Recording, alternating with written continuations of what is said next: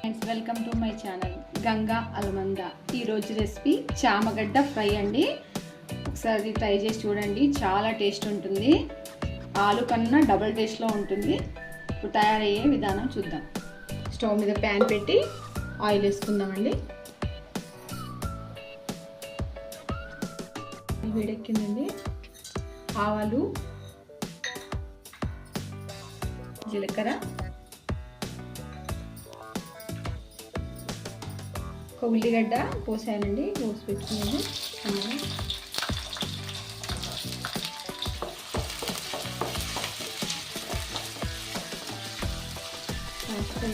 వేయాలండి ఇది బాగా.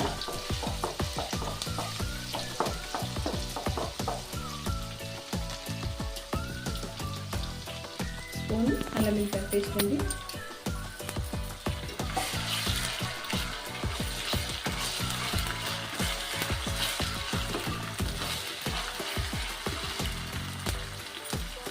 కరివేపాకు,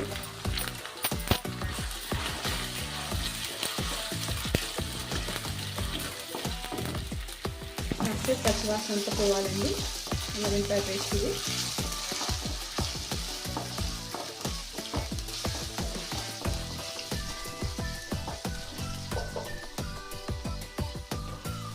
పసుపు,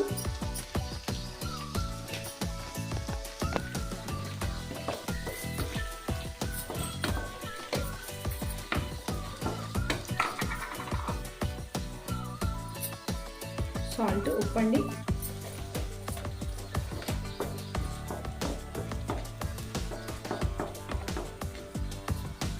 కారం,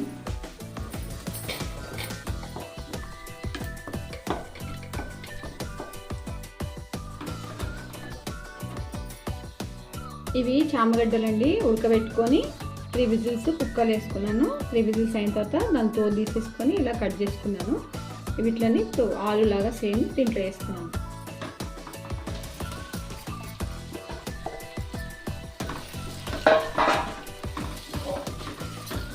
చూడండి, ఇలా ఫ్రై చేసుకోవాలి.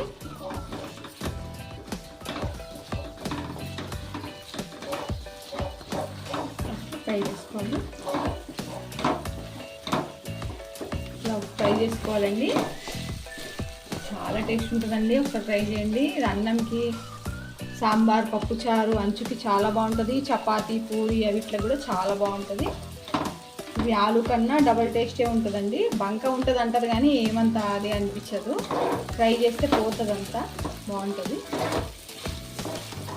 2 సెకండ్స్ మూత మూద్దామండి. కాస్త కొత్తిమీర వేద్దామండి. ఇది రెడీ అయిపోయినట్టేనండి. సర్వింగ్ చేసుకున్నాను. స్టవ్ ఆపేసేస్తున్నాను.